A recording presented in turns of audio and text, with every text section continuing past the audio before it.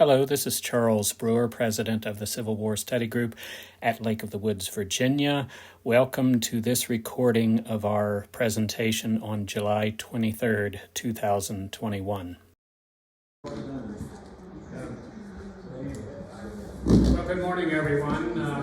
Thank you very much for coming today. It's great to be having in-person meetings. I mean, Zoom was very helpful during the bad months, but now that the good months are coming and better months after that, we'll be meeting in person. Well, that's sort of a lie because I think our October speaker, who's like in somewhere distant, chose to do it via Zoom. So there will be one more Zoom presentation. But anyway, I'm Charles Brewer, currently the president of the study group.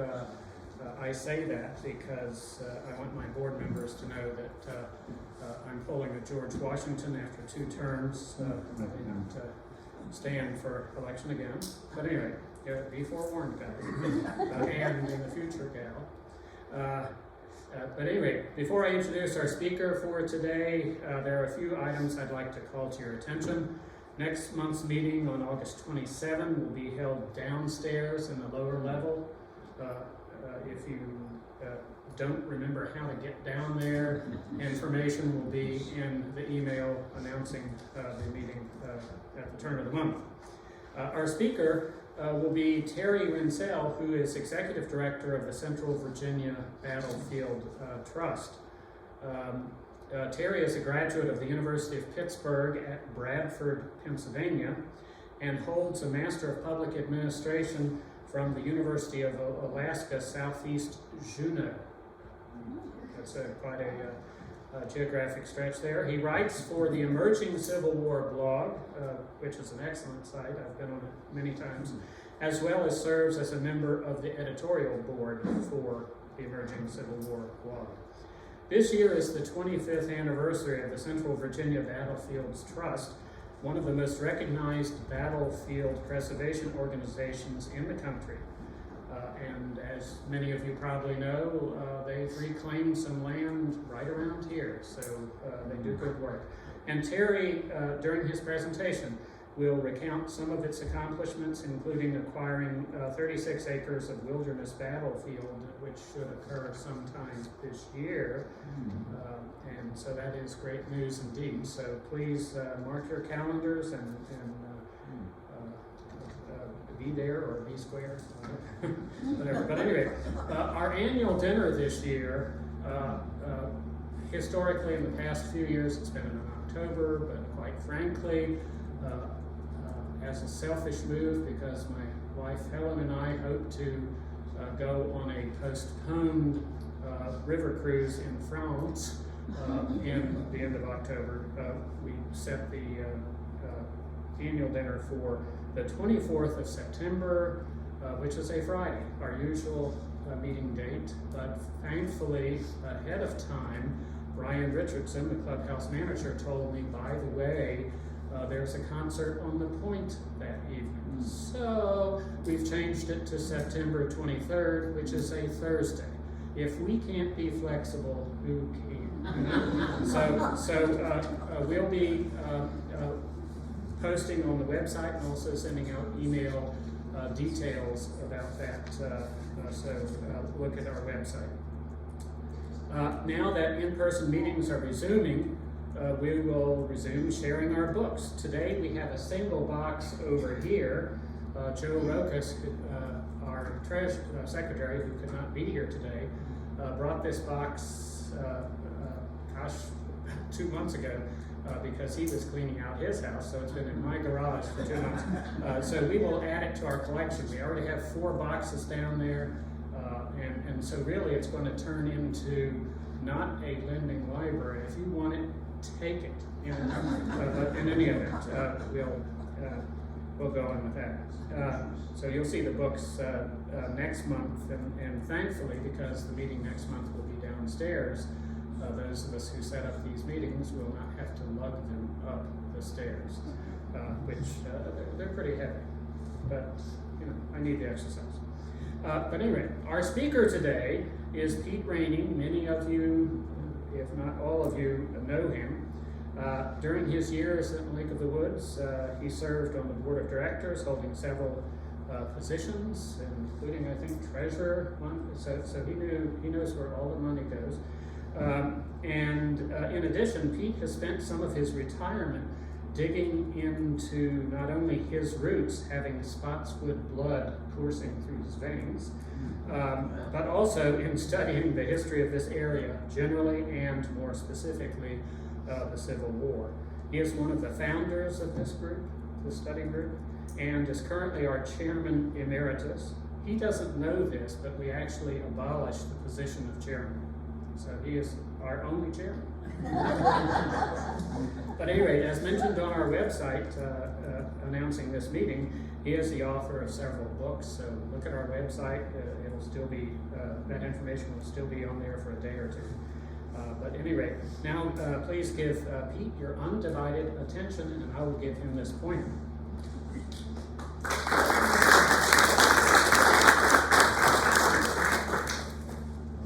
Put my hat on, so I can take it off. Thank you for having me here today. I will say, unaccustomed as I am to speaking for the last 2 years, in fact, I haven't, between being locked in the house with my wife for 18 months. You are the biggest group of faces I have seen in 2 years. So be patient with me. We look pretty good, don't we? Yes.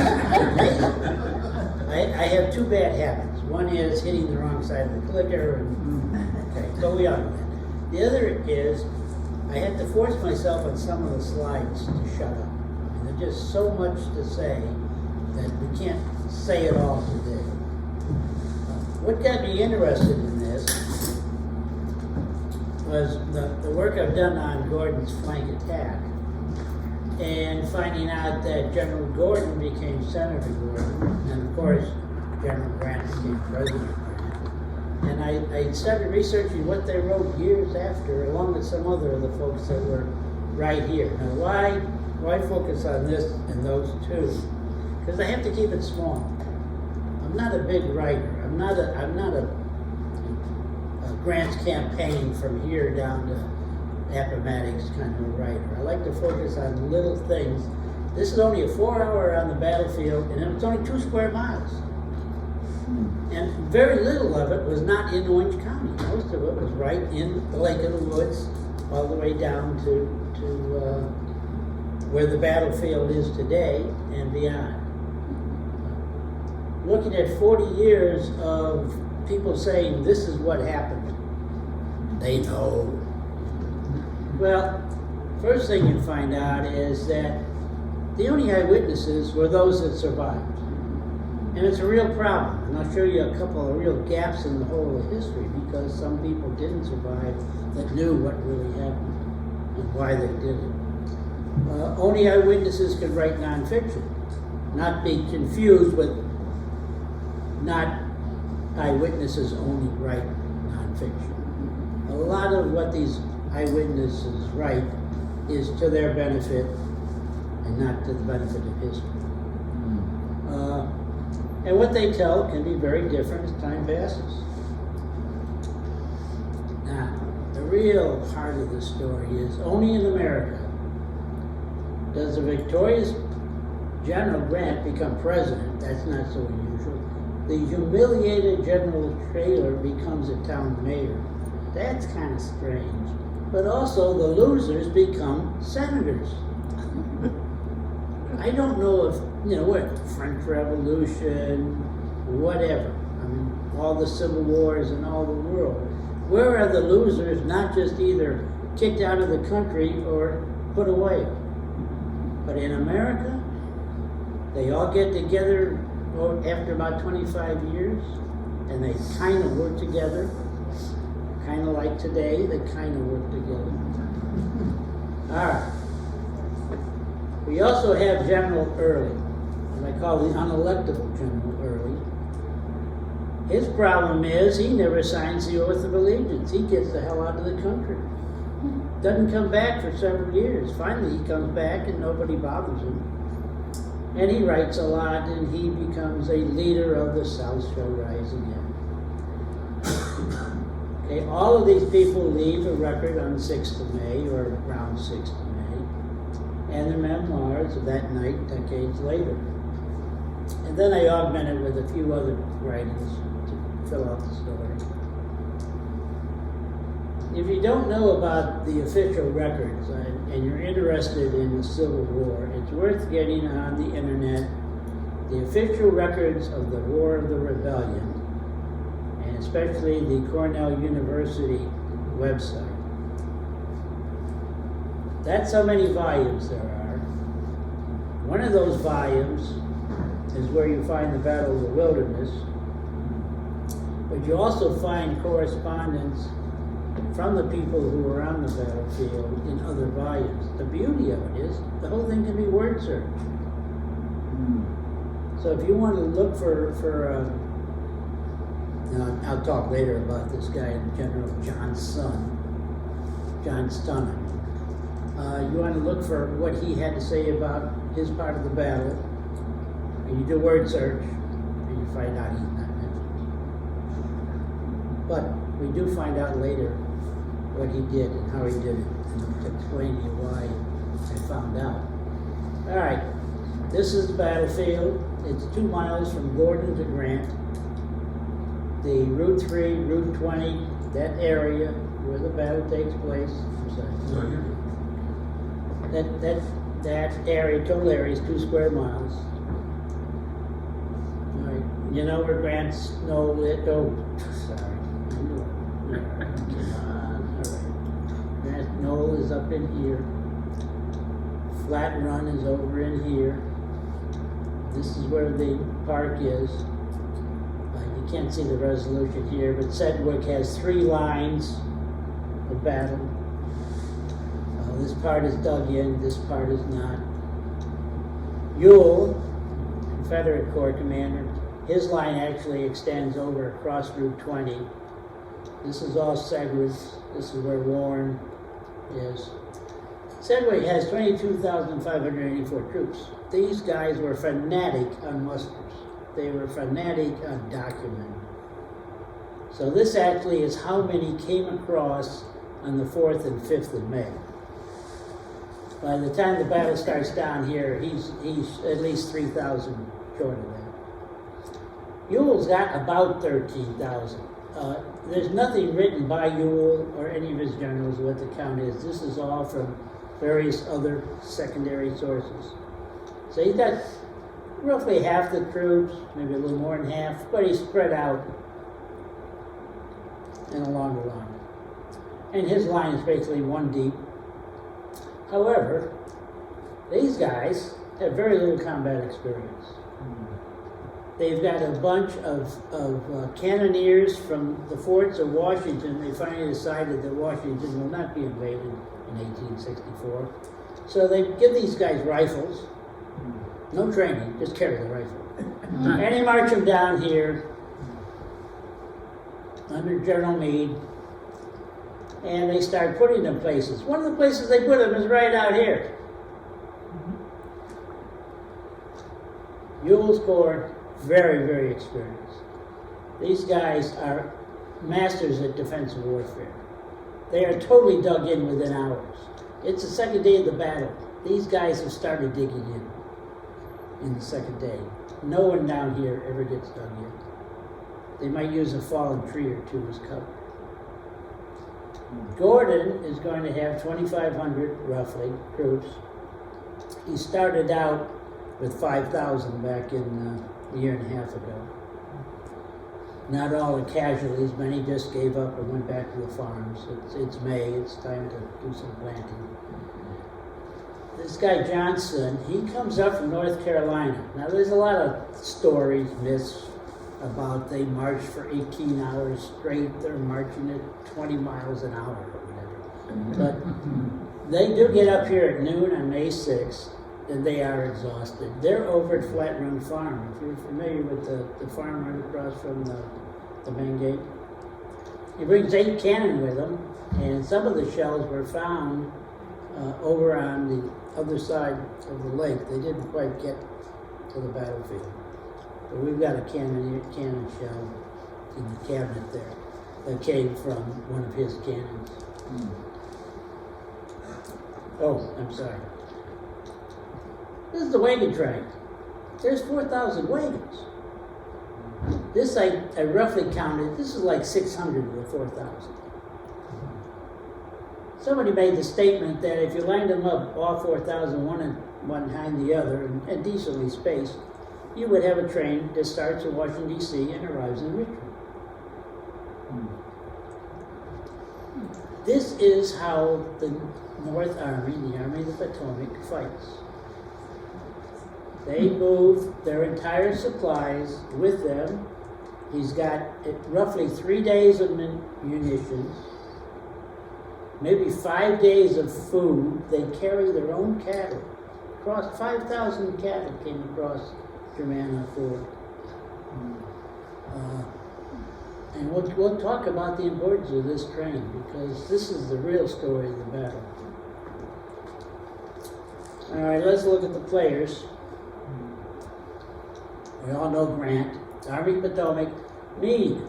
Thank God, you could barely see him. Well, true. He barely was there. Your last speaker last month explained how he's writing home to his wife about how Lincoln was interfering with him and the War Department was interfering with him. Now he has a general who's riding with him who's interfering with him. He sends back to her, I don't know why you're here. He doesn't listen to me. He doesn't take any of my suggestions. And you're going to find out soon, he doesn't even pay any command authority. Sedgwick, he's the Corps commander. This is the missing link. He's red because he's dead. This man does a lot of strange things. At least it seems strange to me. We have no record of why. Under him is General Wright. He's white because he's also a ghost. This man wrote nothing about May 6th. He didn't write anything on May 7th. He didn't write anything for the rest of his life. The only thing we know about what he did is what Grant writes a little about him. The only thing we know about what his division did was written by a division staff officer many months later, in which Battle Wilderness was barely an event. Then we have the two captured generals. This is generally the big story of Gordon's attack. He got two brigade commanders, Shaler and Seymour. Now I'll explain how you have a brigade commander get captured in a battle. You know, I mean, you would think that, oh, they're out in front riding, leading their troops. On the Army of Northern Virginia, we know Lee. Ewell is the Corps commander. Ewell has got one leg. He gets strapped on a horse. Got shot at one previous battle, had his leg amputated. His headquarters is Robertson Tavern. If you knew the area, that's down in 522, 2 miles south of the battlefield. There are some times when he is at the battlefield. Very few. Generally, he's back there. He leads everything in Orange County side to Early. Early's division is what's occupying the Locust Grove area. Under Early is our hero, Gordon. I say he's the hero because he says so. And then this fellow, Johnston, who was attached to Gordon, who we know nothing about from the official records, but we do find out later. And I'll tell you how he did.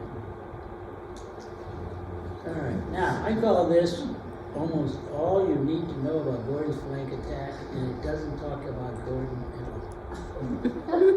all. Brigadier General Ferrero. There's movies about it. He is leading, among other things, the colored troops, the U.S. colored troops, several regiments. And there's a movie made about what they did in other places. But here, all they're doing is guarding the wagon train. They do not get into combat. He also is put in charge of some other brigades that report directly to General Burnside. All these people are coming across the river as part of Burnside's corps. It's a weird setup. It has to do with the politics. Burnside one time ran the Army of the Potomac. He will not work for the new commander, Meade. He's a very strong politician, well connected with the War Department. So he basically reports directly to Grant. So Grant has told Burnside, you're going to detach Ferrero and all of the other brigades that you have under your direct command that are associated with this group. They're coming across last, coming across last. And you're going to be assigned to General Sedgwick. You're going to the 6th Corps commander. This is going to add somewhere between 5,000 and 10,000 soldiers to Sedgwick's Corps. It's already almost twice what you would have. All right. He is to relieve the heavy artillery regiments now guarding the roads and the trains and the bridge. So these are the guys that came down from Washington, D.C.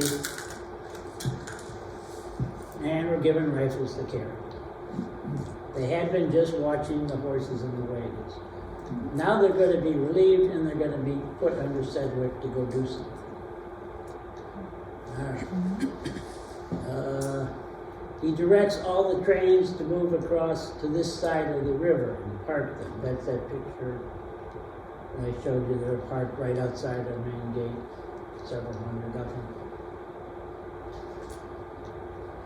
And I interpret this, General Meade ordered all the troops to report to him to be the same him they're talking about up here, General Sedgwick. So all these people are to report to Sedgwick. This is 8 a.m. on the 6th. I'm going to flash ahead. This is the way I say, this is all you need to know. Almost all you need to know. This is 8 p.m.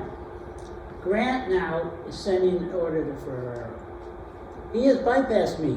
He has bypassed Sedgwick. He's going down directly to a brigadier general. This is unheard of. And what is he telling them to do? The first thing he says is 6th Corps has been forced back for the position late this evening. So at 8 p.m., the 6th Corps is already forced back. There's every probability that before morning, the enemy will interfere between you and this command. Who cares? Who cares is the way the army is structured. You've got the railroad train, you've got the wagons, you've got the soldiers. You lose the train, or you lose the wagons, or you lose both. The soldiers are deep duty. The whole thing goes back to Warrington. The train stops, the train tracks are down in Warrington. The trains run down to Warrington. The army, there is no army between Grant and Washington. It's all Confederate territory. Not that they have masses of troops, but they have enough people around to disrupt the trains if you don't have a force up there guarding the trains. They have enough people around to cause problems with the wagons if you don't have some people guarding the wagons. So he's given up. This says that he has given up, Grant has given up that supply chain. And in fact, in a few days he moves it to the Potomac River and the towns north of us.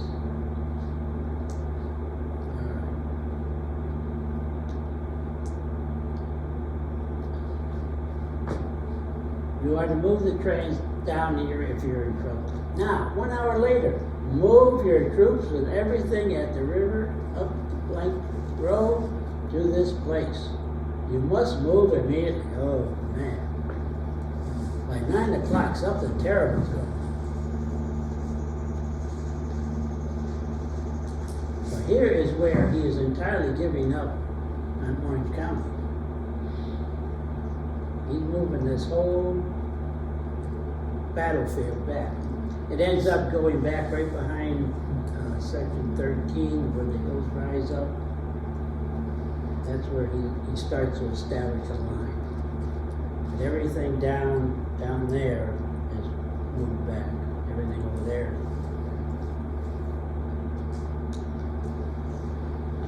All right, look at the, I'm going to give you the list of writings I looked at.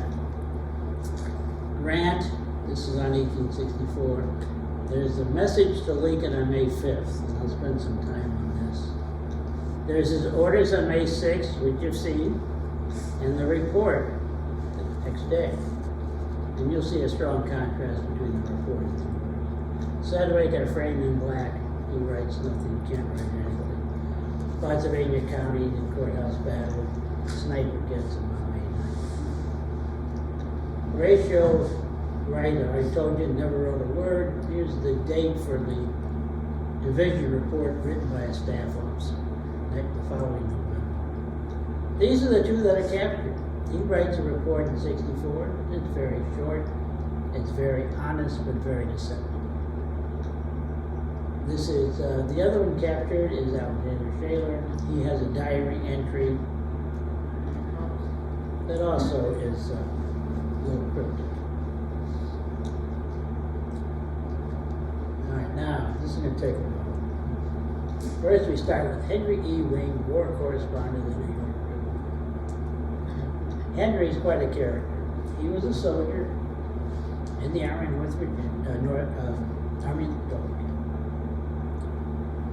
Had his leg shot up, was too disabled to be a soldier. He becomes a correspondent for the Tribune.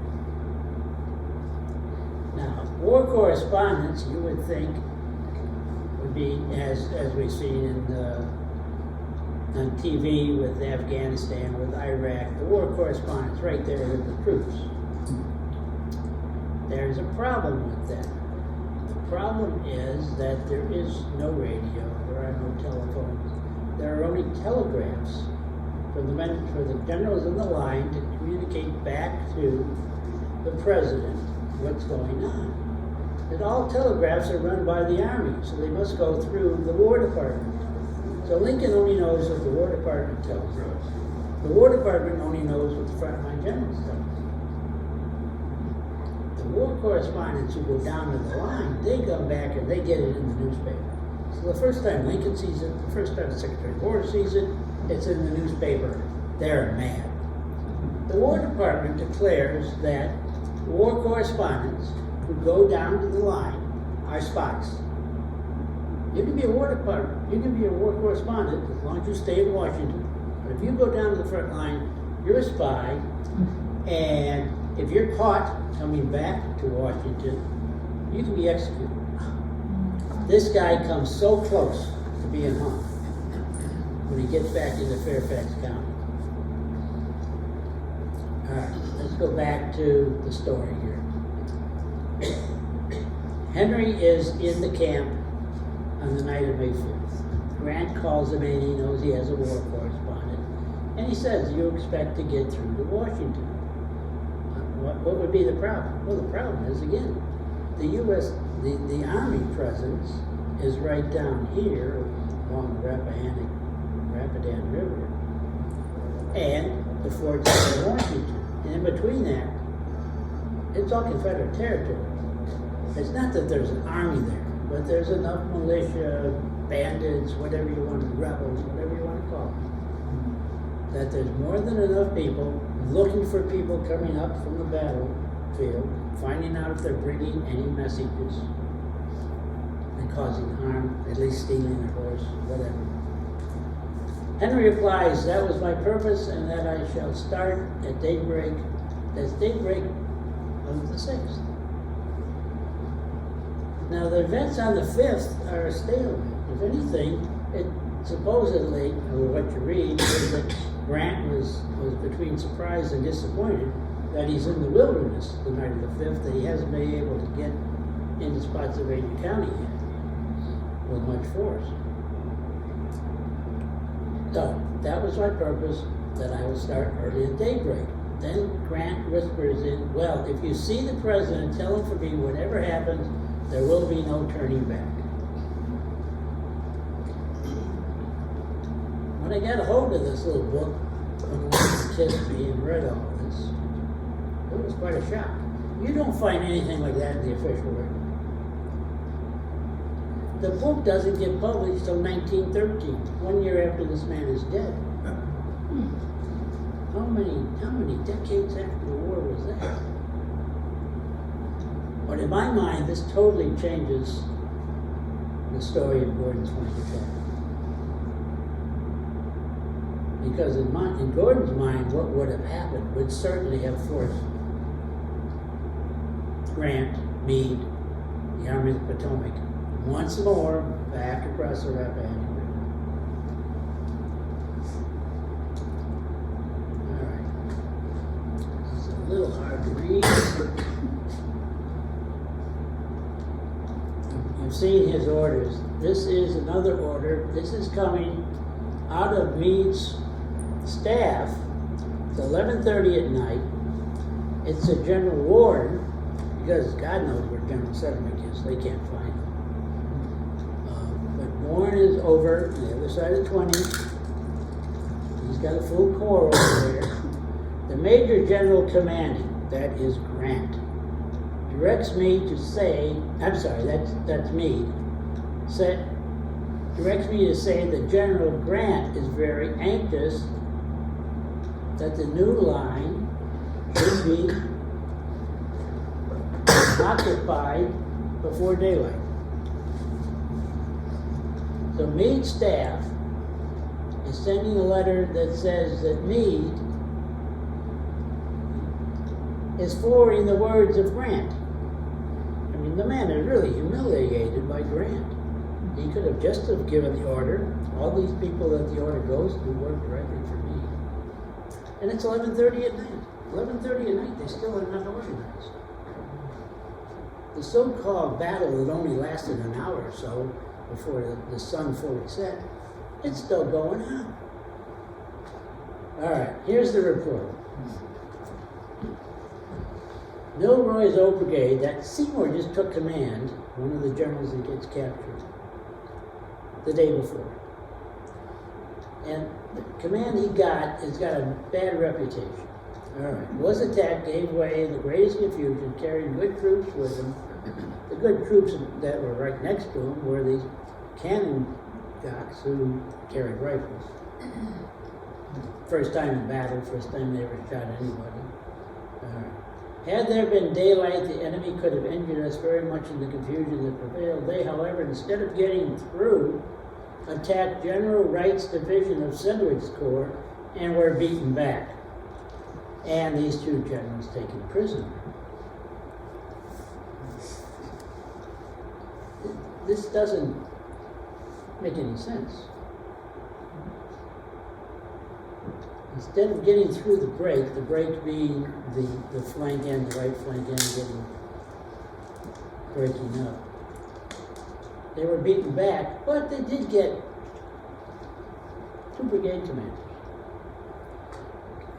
Another thing, the General Wright's division wasn't there. There were 2 regiments, half of which had deserted. The other half were following one of the other officers up to set a line up, who matched up with 3 other regiments from another division, who put a trench line in right behind Section 2. Can't think of the name of the street over there, where Dwight lived. Oh, Creekside. Creekside. Now, like 10 years ago, that church line was still visible. I don't know if it's still is. Still there. Still there. Okay. That's where he claims that the attack was beaten back. What got beat back was one regiment, or maybe 2 of Gordon's, had faced these guys. And we're still there when these 2 guys stumbled into them. Okay, here's a diary entry from Taylor. Galloping to collect the scattering men that might have taken to the road. Could be 20, could be Culpeper Mine Road. He found myself in an instant surrounded by a dozen or more butternuts, each having a gun pointed to the rest of my eastern targets. Why is he galloping around? The reason is, and it doesn't appear anywhere in any of these personal records. He's coming from Sedgwick's headquarters. It's the second evening of the battle. Sedgwick, for whatever reason, has assembled at least Shaler and Seymour to his headquarters. There's no record who else would be there, but would you have, two brigade commanders and not have their boss, their division commander up there also? I don't know. But why would you pull these two guys off?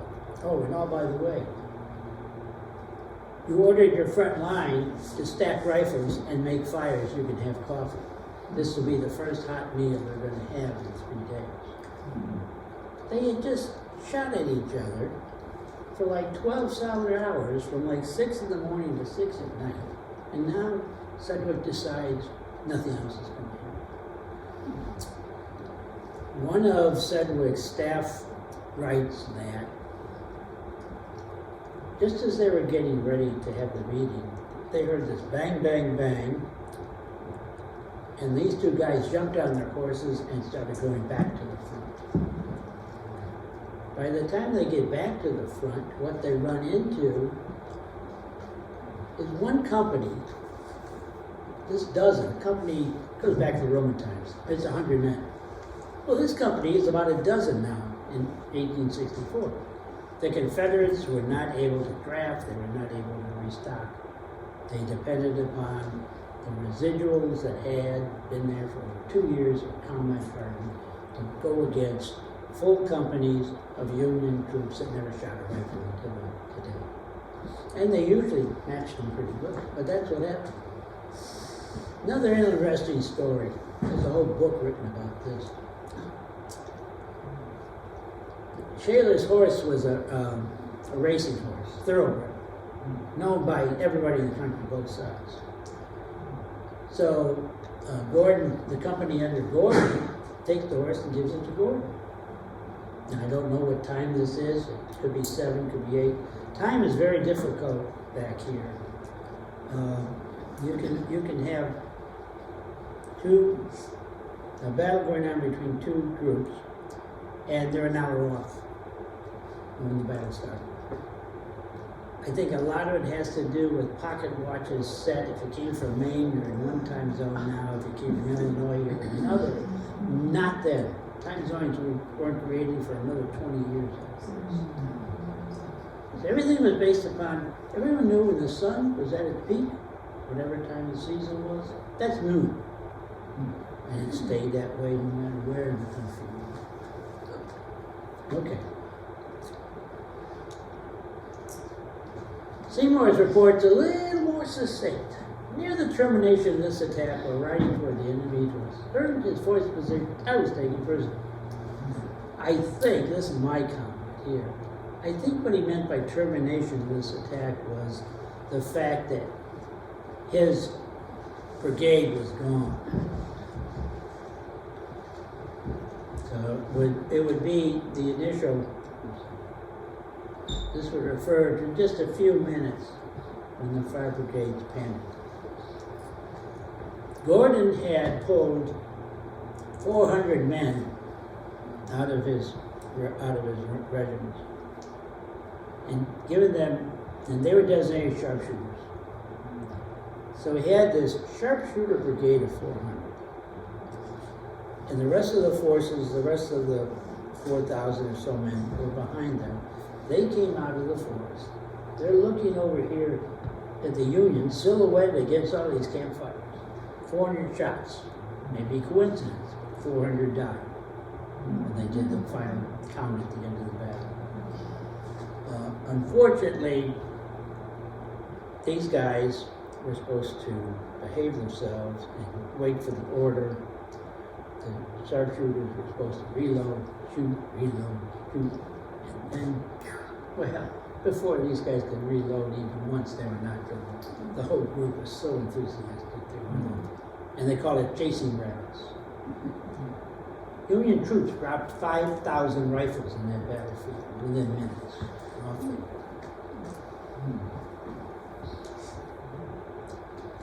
All right. Here's the hole in history. There's no report from Sedgwick. Why make fires and stack rifles? Was General Wright there? Why was the right flank not reinforced? This is a really tough one.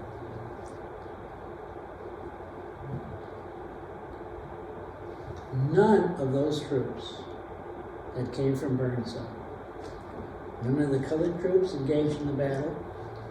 There was this group from Pennsylvania of, we would call them National Guard today. They had not been in battle before. 5,000 strong. They were not on the battlefield. They were between Germanna Road and the battlefield. As soon as they heard the sharpshooters fire, and as soon as the North Carolinians came running across, yelling and screaming, the text said, we heard the shots from the front, we heard the Rebel yells from behind. 5,000 men. There was one casualty, probably friendly fire. That whole 5,000, at least 4,999, got back to Germanna Road.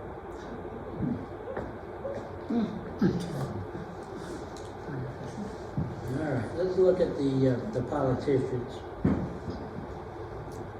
Grant, Grant's memoir released in the year that he dies. Nobody knows about this guy, but he's quite a character. Got a Medal of Honor 30 years after this Battle of Fredericksburg. Now, if that's not a politician, I don't know. He was also commissioner of the New York City Fire Department and one of the founders of the National Guard, besides being a mayor in New Jersey.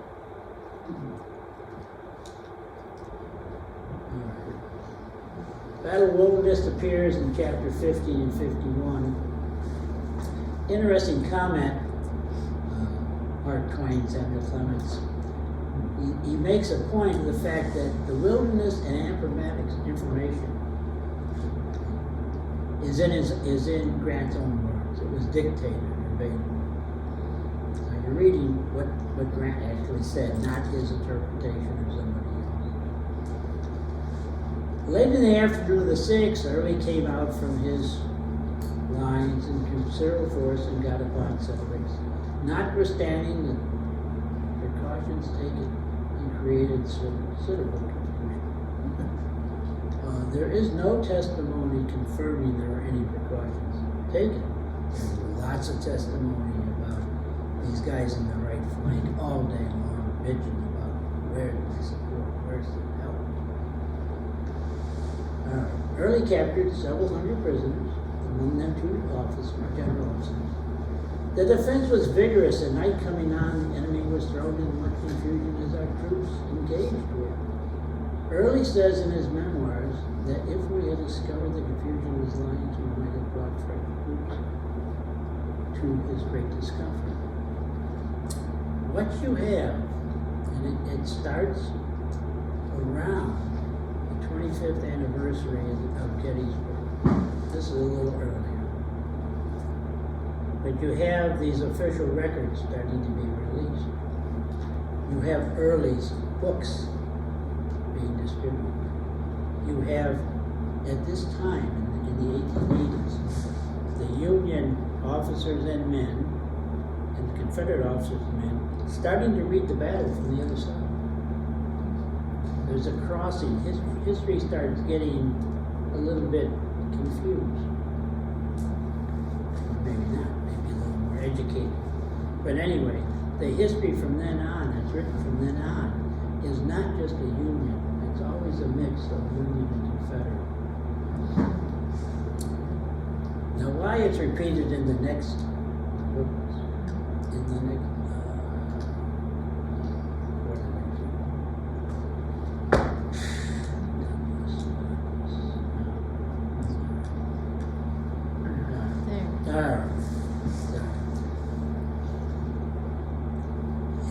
I have no idea how this memoir was written. I haven't spent any time trying to figure that out.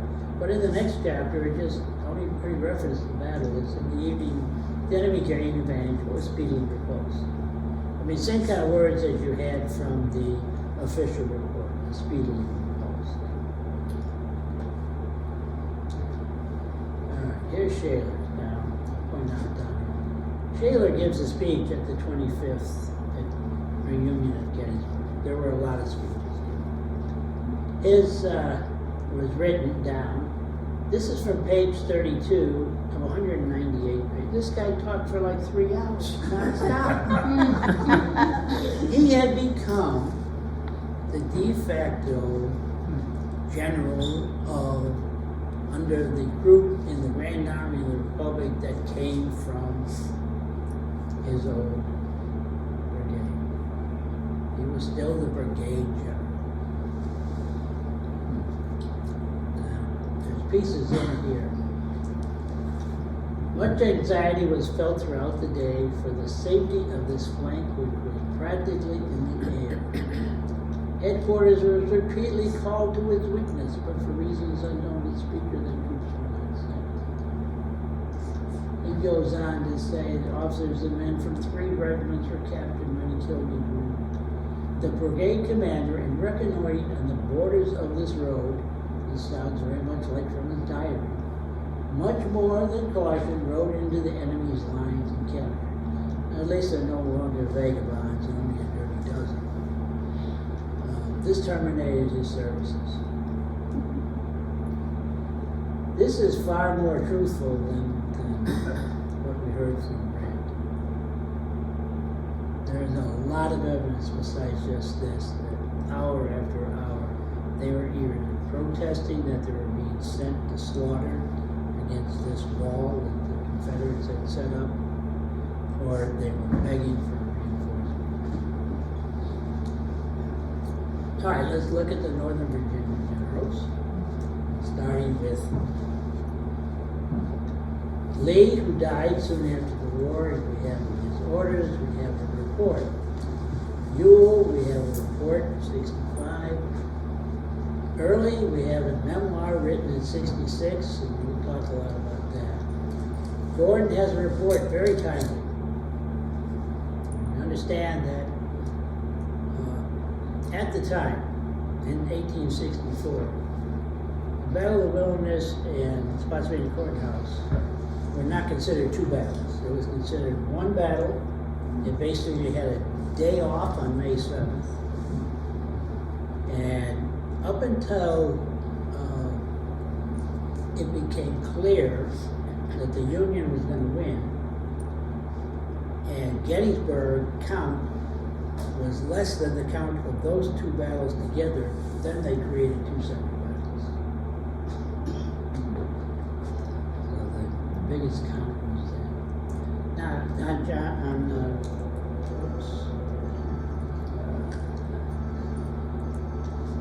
Johnson, he wrote a report, battle report in 1865. It's not in the book. I didn't find it until after 2010 or so. And it's a letter to this guy, Senator Dan. We'll talk about him in a minute. All right. Here's Lee's order. It's right out of the official records. Inside here it says, and if an opportunity presents itself, and you can get Wilderness Tavern Ridge and cut the enemy off from the river, the general wishes it done. The Tavern Ridge is over there. This is 20. This is Grant, sitting around Grant Knoll. The ridge is over here. Wilderness Tavern. The Wilderness Tavern is the telegraph office and all that. And this goes to Ewell, who is commanding all the Confederates in this area. What's so important about cutting the enemy off from the river? Again, I told you earlier. You go from Warrington, you come down to Culpeper, you got to Germanna Ford. That is where the supply line is. That is your lifeblood. So Lee, on the morning of the 5th, wants to cut that line. Doesn't say go attack Sedgwick. Doesn't say go attack Warren. It says cut that line. He understands killing troops in the Union doesn't get you much because they just go bring down another 100,000. cutting off what is there and making them leave and humiliating them jeopardizes Lincoln's reelection. Will probably lead to a truce. Now, 20 years in the Navy. If the Admiral wishes it done, it's aye, aye, sir, we do it. Well, you didn't do this. I found no record that either General Early or General Gordon ever knew about this. But there it is in the official records. All right, here's a report of May 7th. General Gordon turned the enemy's extreme right, drove him from his rifle pits. That struck me as odd. He drove him from his entire line, he moved the line back 2 miles. Among the prisoners captured were the 2 generals. A number of arms were taken. Ewell, our Early's report was it was like 5,000. The enemy has abandoned Germanna Ford and moved his platoon bridge to Ely's, that's over past over. And this on May 7th, no attack, only slight skirmishes. I find this, the rifle pits are in fact pits in front of the main line.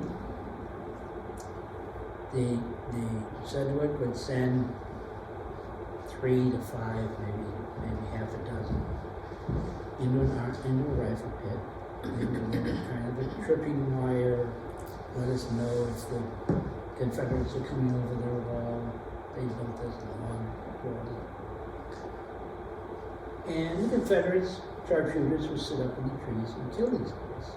And then they bring in millions. That went on for hour after hour. Crazy. Here's Ewell's report. This has got a lot of truth to it. First place, he didn't write it until right before Appomattox. He wrote one report that summarized everything that happened in '64 leading into the war. But in the part applied to the Battle of the Wilderness, each brigade, as its front was cleared, was to unite in the attack. The whole thing was set up so that Gordon would come marching down. This is the Union line. And as he got here, if the Confederates were over here, they would come up and get behind him. And this force would get bigger and bigger. Well, the was unite was because it is not did unite. What happened was 2 things. One, Early hesitated in giving any orders to follow through. Ewell had never took control and gotten the guys on the other side of 20 also moved, so they weren't moving. At the brigade and regiment level, some of the troops, as soon as they saw what was going on, chasing rabbits, what they call it, they would jump over, they would get into it. So you had the Virginians and the Georgians killing each other. Fratricide. It was a mess. It was compounded by it was dark. It was compounded by it's in a forest. It was compounded by the fact that the experienced commanders the day before, many of them had been either killed or wounded and were no longer in charge. And you had a regiment commander running the brigade. You had a company commander running the regiment. They didn't know the people they were working with, and they couldn't see very well. And there was chaos. Chaos appears many, many times in the war. Going on with Ewell says there was slight loss on the Confederate side. A mile of the 6th Corps was taken. 600 prisoners were taken. These were 600 that got back down to Robinson Tavern area. There were in fact well over 3 times as many who were taken prisoners but were able to escape because there was so much confusion and so dark, and they were able to find their way eventually back up to Route 3. 2 generals again. Of the force encountered, not an organized regiment remained. and nearly all had thrown away their arms. And that's true. All right. They made no attempt to recover the lost ground. They gave up Germanophone entirely. Here we meet Senator Daniel. He is Major Daniel. On May 6th. He's a member of early staff. He spends a lot of his life writing about how great this guy is. Joined in Gordon's attack and was desperately wounded. What the hell is a staff officer doing joining in the attack? Early saw the confusion. He trusted Daniel. He said, Daniel, get on your horse. Take charge of those guys. And as soon as he leaped over the wall with his horse, he got shot. So he didn't take charge. He was maimed for life, became a lawyer, and eventually ends up in Congress. Early's assessment is this was a brilliant movie. It is the only compliment that Gordon receives. And it's not until basically he and Gordon are the only generals left on their leave. All right, here's Hugo Early. Called a memoir, The Last Year of the War for Independence in the Confederate States of America, written in '66. Probably didn't come around to it. He still hasn't returned to the States. I don't know. I think I read somewhere that he actually started by getting across into Mexico, how he gets from Mexico to Canada. I don't know. But he's up in Toronto, publishing in '66. It was fortunate, however, darkness came close to this affair as the enemy. If he had been able to discover the disorder on his side, might have brought fresh troops and availed himself of our condition. Now, he doesn't know this, and he won't know this for another 20 years. Grant to Meade, Meade to Warren, get your corps across 20.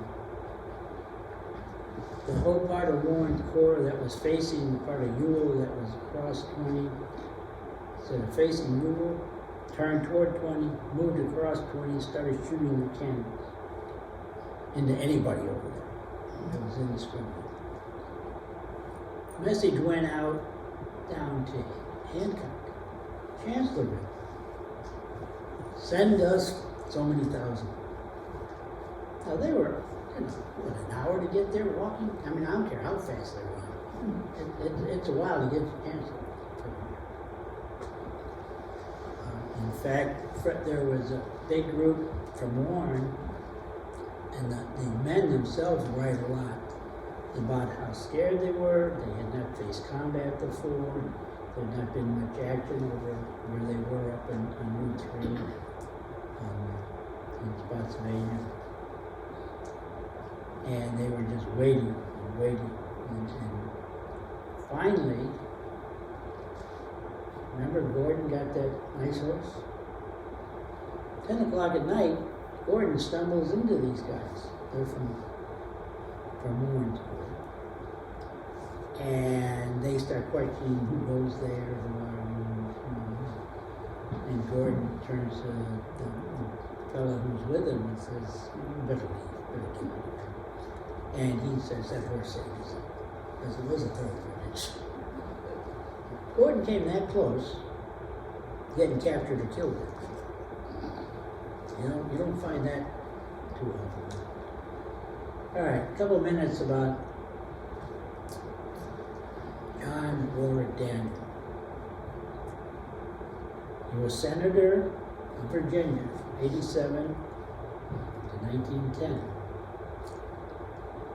In this library, which is not in the main library building, it's a little building down in the basement of this little building called the Special Collections. There are 33 boxes. These are not small boxes. Stuffed with paper. Now, a lot of it is associated with his time as a senator, but a lot of it is associated with him studying the Civil War. He clearly intended to publish what really happened, but he died too soon. In that, there are boxes 21 to 25, full of stuff about what happened here. And in there is all the information I know about the general from North Carolina, Johnston, and what he did when he came and what happened there.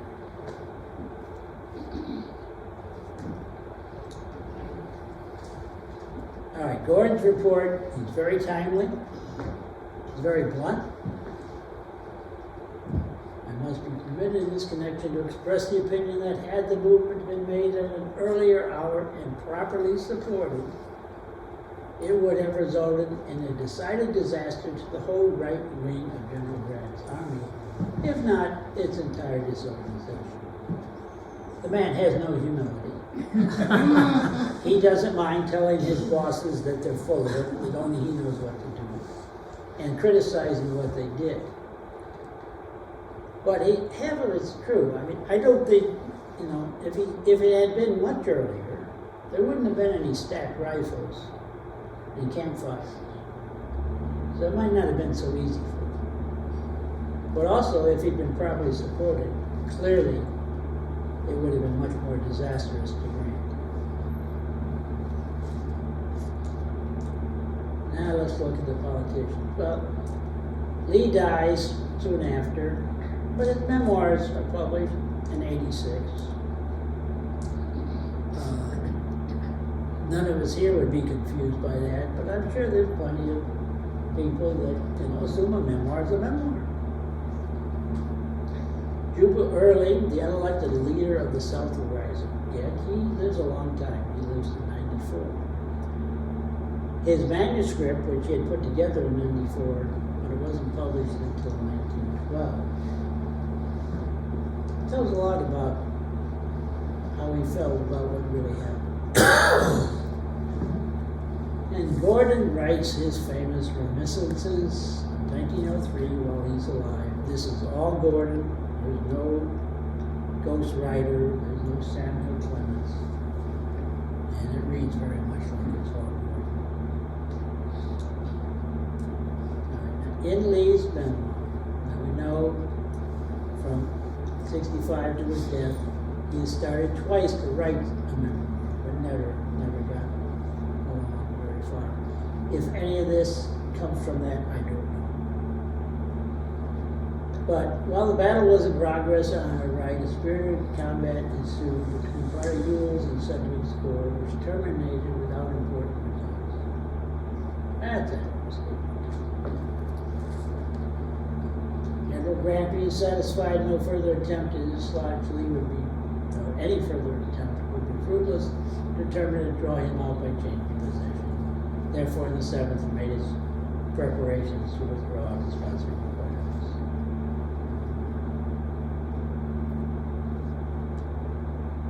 Given what seems to be from the writings a rather close relation between Lee and Gordon, I'm very surprised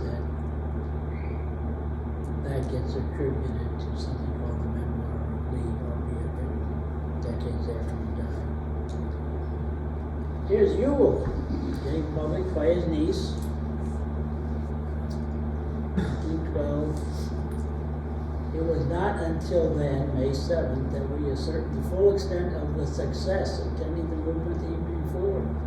The enemy had entirely abandoned the left side of the road. That's Route 3, left of 20. It took him a few decades to come out with anything close to a comment to what Gordon did. Now, Johnson. Johnson wrote a letter circa 1890 to Daniel that's in the library in Virginia. It includes the official report, copy of the official report. I found out later there's also another copy down in the library in North Carolina. Anyway, he claims he was never briefed by Gordon. He shows up at noon and is sent out to Flat Run Farm, sets up his cannons and gets his troops settled in. But Gordon never comes over and lays out a battle plan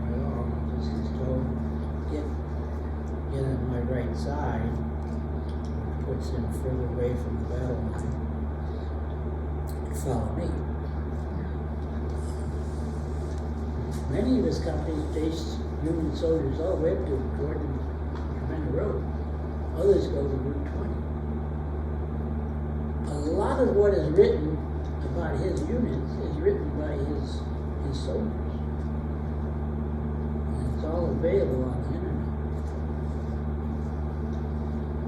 The general himself got lost. He was almost captured on the 8th of May. He also ran into some Union companies, of course, and got out of there after being challenged. What is he doing there? But he went beyond just getting out of there. He recalled his men around 8 o'clock.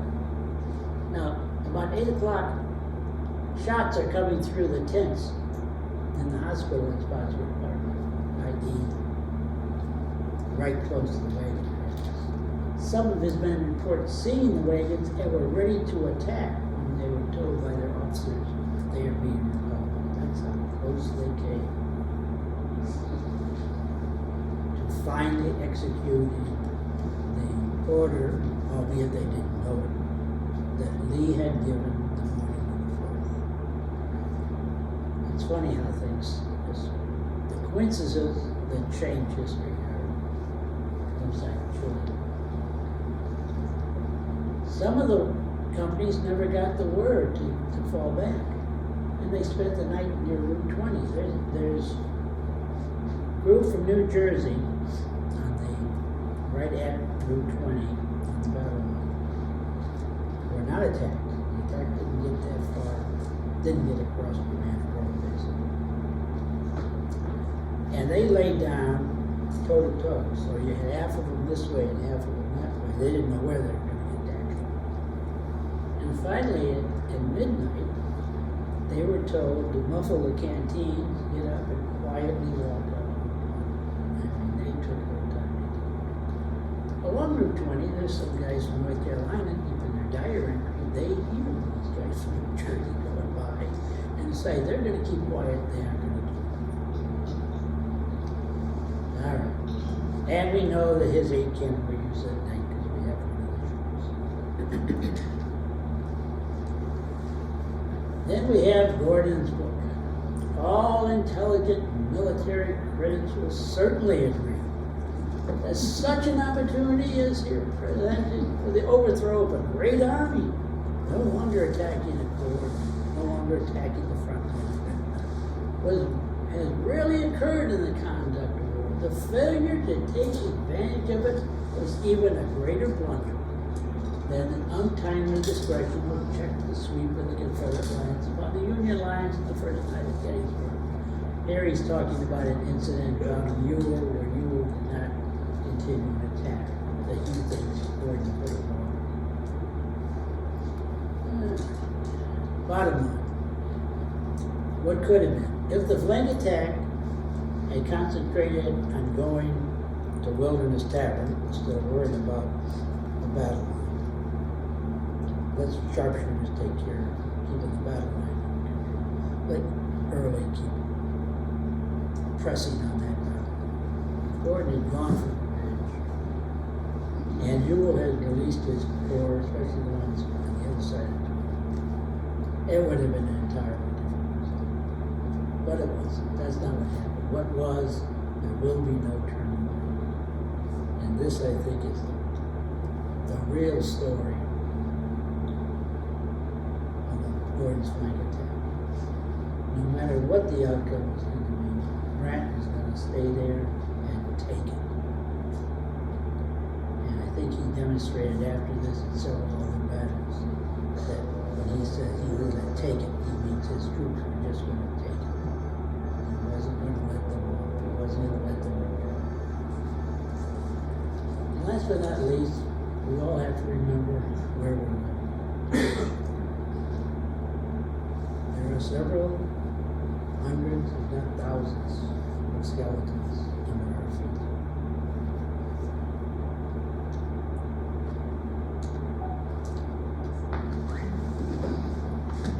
And with that, if there's any questions.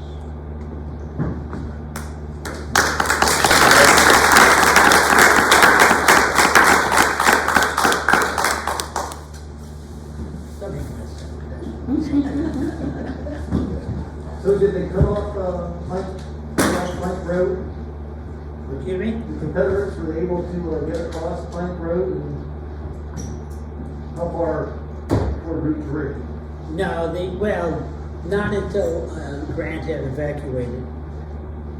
They were on the other side of, Keaton Lake at the time was a stream like this, you know. So there were Confederates on one side of the stream, and there was a Union was organizing on the hill above.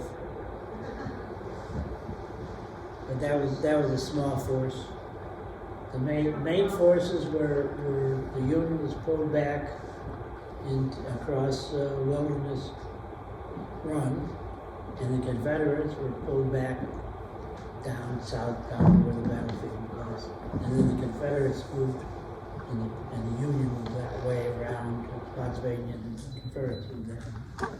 So everybody was moving the next day. Okay, well, thank you for your patience. Thank you. How much time do you spend in having to go through all these records? Assemble this information. Well, I was 57 when I retired. I'm now 79. So, 22 years. No, but seriously, you go to the official records, and if you're interested in anything, just do a word search. It's like this. Now, you may end up with 600 answers, or you may end up with only one or two. But, yeah. I have a question about the two Union generals that were captured. Yes. Were they exchanged at some point in time? Yes. Seymour was exchanged in August. Right. He served out his service, his 30 years. He basically went out out west against the Indians. And as soon as he got his retirement, he went to Italy for the rest of his life and became a distinguished artist. I've never seen a painting he's done, but the biography says he's a distinguished artist. Shaler, I guess, he ends up as mayor in New Jersey and all that. I don't know when he was released, but it was, couldn't have been any later than April of '65. Yeah. One follow-up too. Didn't General Grant at some point in time during the latter part of the war said he would not exchange prisoners anymore? I can't, I don't know. Yes. Yes, they did. That's when the prisoners did not fill up. Yeah. Okay, thank you. Did they stop exchanging generals? Or just They stopped exchanging prisoners any, no matter what the rank? because the Union was getting plenty of reinforcements. Confederates didn't have any. Just a point, Johnston has a county named after him in North Carolina. You drive through it on 95. Okay. I was there 2 days ago. Hopefully they aren't going to change the name.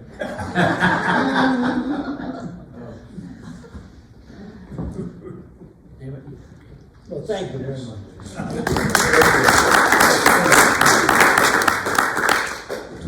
For those of you who are 95 travelers, the outlet malls, the premium outlet mall of North Carolina is in Johnston County. Good to know. Good to know. Well, thank you very much, everyone. Thank you, Pete. I'll give you your thumb drive back in just a minute. Are there any other announcements that anyone wants to make? Anything from Friends of the Wilderness Battlefield that we need to know? I think that, yes, they've opened up Elwood Manor, yes? We open today, Fridays through Mondays until August 15th, and then we'll go to Saturdays and Sundays. But our new hospital room will be the first time that it's been open to the public. So if you haven't been by lately, probably be worth a trip. Very good. See, so something else to do. So learn more about that and visit their website as well as ours. We try to keep it current and hopefully you'll find good information there. So thank you very much. We'll see you next month in the lower level.